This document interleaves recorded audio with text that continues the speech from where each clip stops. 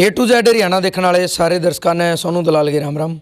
फिलहाल पहुंचे हुए गांव खेदड़, जिला हिसार में, जो खेदड़ थर्मल पावर प्लांट जिस गांव में है, फेमस भी है, बड़ा गांव है, करीब 8-8.5 वोट इस गांव में है और इलेक्शन का माहौल है। 25 तारीख ने वोटिंग होनी है और अपना पता भी है हर गांव में ईब तक तो हिसार की कोई ऐसी सूचना नहीं मिलेगी जब सर्वसम्मति तो कोई सरपंच बने हो, लेकिन 2, 3 या 4 कैंडिडेट हर गांव में अपनी अपनी किस्मत आजमान खातर उसमें बहुत सारी चीज़ रहूँगी, क्योंकि पीछे का जो बैकग्राउंड है वो खासकर इस इलेक्शन में देखा जाने लग रहा है कि इस इंसान का, इस उम्मीदवार का पिछला बैकग्राउंड क्या रहा है, इसकी किसी प्रतिक्रिया रही है, किस तरीके के इसके सामाजिक काम रहे हैं, यानी सारी चीज़ इस इलेक्शन में देखी जाने लग रही है। दूसरी अगर आप बात करें, जो लड़की हैं खासकर इस योजना में बहुत ज़्यादा आगे आई हैं सरपंच के उम्मीदवार खातर। उसके बाद अगर आप इस तरह आगे बढ़ा तो जो बहू होया करें हैं वो चूल्हा चौकी तक सीमित थी, क्योंकि इस टाइम पे, पहले के टाइम की अगर आप बात करो तो इतनी पढ़ी लिखी नहीं होया कर दी। इस टाइम पे भाई पढ़ी लिखी बहू होगी तो इसके साथ साथ, यानी चाहे आप पढ़ाई की बात करा, किसी भी फील्ड की बात करा, हर क्षेत्र में बहू भी किसी फील्ड में कम नहीं आज, यानी पुरुषों के साथ में कंधा तो कंधा मिला के चलने लग रही है। खेदड़ गांव की अगर आप बात करेंगे, कोमल रानी जी अपने साथ में बैठी हैं जिनकी PhD प्रोसेसिंग में है, यानी पढ़ी लिखी हैं, वो सरपंच की उम्मीदवार के तौर पे यानी प्रतिनिधि के तौर पे इलेक्शन लड़ने लग रही हैं। आने वाला वक्त बताओगा, 25 तारीख फैसला कर देगी कोमल रानी की जीत होगी या फिर हार होगी, ये वक्त बताओगा। तो सबसे पहले अपना राम राम। राम राम जी, समस्त ग्रामवासियों को मेरी राम राम। एक बार आप अपना पूरा परिचय दे दो। जी, मैं कोमल रानी, पुत्रवधू श्री कलीराम जी खेदड़, धर्मपत्नी श्री रवित जी। तो बेटी कौन से नाम की हो? जी, मैं हसनगढ़ की बेटी हूँ। हसनगढ़ की। क्वालिफिकेशन क्या है? सर, मैं PhD परसुइंग हूँ साइकोलॉजी से। तो मतलब आपका पहले से मन था या मतलब भाई जब लेडीज की सीट आई उसके बाद मतलब आपने लगा कि हाँ मैं इलेक्शन लड़ूंगी?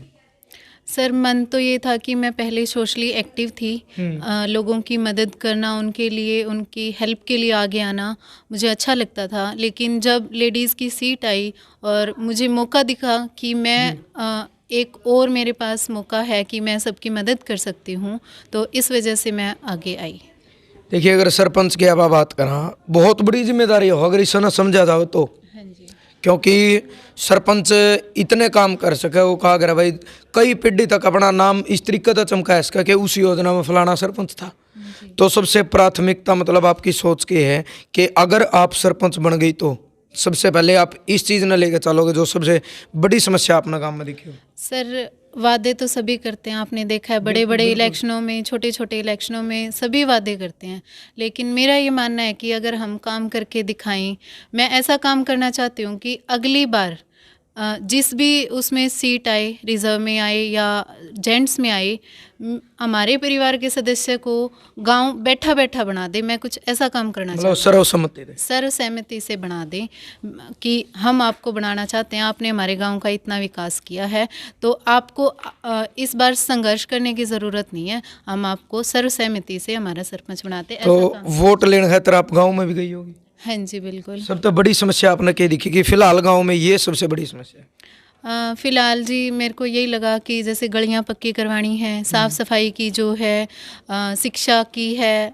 एक लेडीज़ सीट आई है तो इसमें सबसे बड़ा बेनिफिट वुमेन एम्पावरमेंट करेगा हमारा, कि महिलाओं के लिए हम जितना हो सके उनकी मदद करें, उनको रोज़गार के लिए उनको बढ़ावा दें, हर तरह की जो चीज़ें हैं वो हमारे देखने को मिली। किस तरीके से कोमल रानी जी आपने ये लगाया कि अगर आप सरपंच बन गई तो आप महिलाओं ने रोजगार भी दे इसको, ऐसा कौन सी चीज़ आप लेगा इसको गाँव में? सर, सबसे बड़ी बात है कि अगर हम महिलाओं को शिक्षित कर दें, इंडिपेंडेंट कर दें, तो वो अपने रोज़गार खुद ढूंढ सकती हैं, चाहे वो लघु उद्योग शुरू करके हैं या जो महिलाएं हमारी बड़ी हैं जैसे बुज़ुर्ग महिलाएं हैं, उनके लघु उद्योग वो अपने सिलाई बुनाई कढ़ाई जैसे सेंटर खुलवा के उनकी हम मदद कर सकते हैं। और जो हमारी युवा महिलाएं हैं उनको हम शिक्षा प्रदान करके, जैसे लाइब्रेरी की सुविधा अगर हम दे दें तो एकांत में वो बैठ के अच्छे से पढ़ाई करेंगी तो इंडिपेंडेंट हो जाएंगी, और इंडिपेंडेंट होने के बाद कोई भी बंदा पीछे नहीं रहता है, वो अपना रोज़गार स्वयं ढूंढ लेता है। कोमल जी, एक सवाल ये है, जिस तरीके से आपने देखा, हाँ हर चीज़ में मतलब चाहे नौकरी की बात हो, सरकारी नौकरी की तरफ आदमी जावे, हाँ जी, सरकारी स्कूल की अगर आप बात करें बहुत सारे स्कूल ऐसे हैं जो इतना अच्छा रिजल्ट दे हुए हैं कि जो हम सोच भी नहीं सकते। प्राइवेट में फीस महंगी है, तो अगर ग्राम पंचायत चाहे, यानी कि अगर सरपंच में दम है, तो वो अपने गांव राम के साथ मिलकर एक अपने सरकारी स्कूल ने उस लेवल तक कर सका है, यानी +2 कर सका है ज़्यादा ज़्यादा।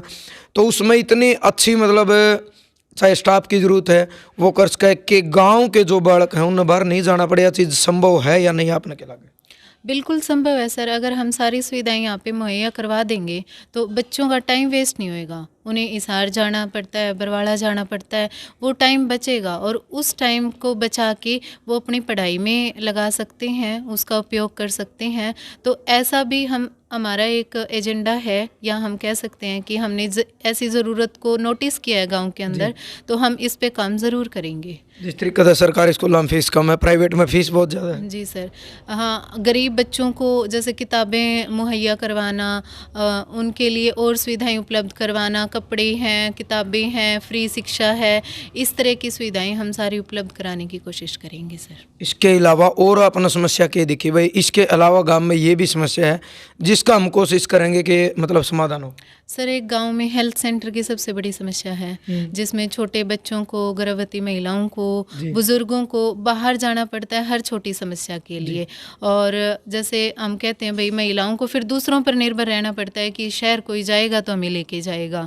तो अगर मैं चाहती हूँ कि अगर चिकित्सालय हमारा यहीं पे हॉस्पिटल गांव में ही आ जाए तो महिलाओं को निर्भर नहीं रहना पड़ेगा, टाइम टू टाइम उनका अच्छे से इलाज हो जाएगा। और बुजुर्गों को भी जैसे घर के जो बेटे बहू हैं उन पे डिपेंड नहीं रहना पड़ेगा, वो खुद जाके अपना इलाज करवा सकते हैं, फ्री करवा सकते हैं। हम कोशिश करेंगे कि महिलाओं के लिए और बुजुर्गों के लिए हम फ्री चिकित्सालय की सुविधा उपलब्ध करवाएं। जी, देखो वो चीज़ क्या है कि भाई कोई भी मतलब चीज़ है कहीं भी है, ऐसा मतलब आपके अंदर गांव वाला ने के दिखेगा, या आपके अंदर किस तरीके का मतलब गांव खेदड़ आपके ऊपर विश्वास करेगा कि हमारा वोट हमको मलरानी ना देवें?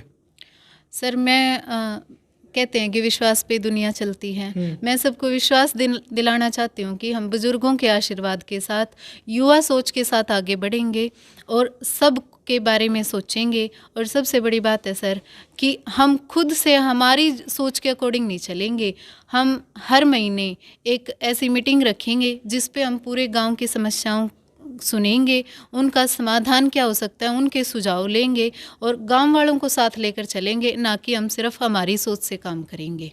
कोमल जी, एक चीज़ है कि जो बात आपने कही है, चलो आपकी सोच अच्छी है, चाहे MP के चुनाव की बात करें, MLA की चुनाव, कोई भी चुनाव हो, मतलब चुनाव तो पहले जो उम्मीदवार होया करे वो सब बड़े बुजुर्गों के पैर भी छुए है, हाथ भी जोड़े है, आशीर्वाद भी ले हुआ है, और वो एक के बात कहा करे है कि हम सब ने साथ लेकर चलेंगे। लेकिन जब वो बन जाए, अक्सर आपने भी देखा होगा, हम भी देखते हैं, बनने के बाद कभी वो इंसान मतलब उसकी चाल भी बदल जाए, उसका बात करने का तरीका भी बदल जाए।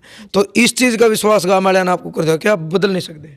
सर, इस चीज़ का विश्वास तो गांव वालों को पहले ही है, क्योंकि मेरा परिवार बिना बने भी आज भी अगर रात के 2 बजे भी मेरे ससुर जी के पास, मेरे पिताजी के पास फ़ोन आता है ना, तो वो रात के 2 बजे भी उनके लिए भाग खड़े होते हैं कि मुझे गांव वालों की मदद करनी है। ये तो एक ज़रिया है सर हमारा कि लोगों की हम मदद करें। हम बिना सरपंच का चुनाव लड़े भी लोगों की मदद कर रहे हैं, और ये हमने खुद गाँव वाले कह रहे हैं, आप उनसे जाके पूछ सकते हो, उनकी राय ले सकते हो। पिछले 10 सालों से हम गाँव वालों की इसी तरह निस्वार्थ भाव से मदद कर रहे हैं और आगे भी करते रहेंगे। चलो, बहुत बहुत धन्यवाद। मैं तो इन तो जो आपने बात करी है, इनके जो सोच विचार इन बताए हैं, उनमें आपने दम कितना लग गया, उसके प्रति आपकी प्रतिक्रिया क्या है? यानी आपके सोच विचार इनकी बातों तक कितने % सहमत हैं? हर आदमी ने एक सभ्य कमेंट के माध्यम से ज़रूर बताना है किसी इनकी सोच लगी आपने, क्योंकि पब्लिक है, पब्लिक आए ना हुआ है किसी भी चीज़ का, पब्लिक बता भी दिया करे कि किस मानस में कितना दम है। तो हर आदमी ने एक सभ्य कमेंट के माध्यम से अपने सोच विचार, आपकी जो प्रतिक्रिया है, आपकी जो राय है, वो आपने ज़रूर देनी है। और अगर ये चीज़ अच्छी लगे, क्योंकि लगातार जो महिलाएं हैं इस फील्ड में आगे आने लग रही हैं, तो ये वीडियो अपना ज़्यादा से ज़्यादा शेयर करनी है। जय जवान, जय किसान।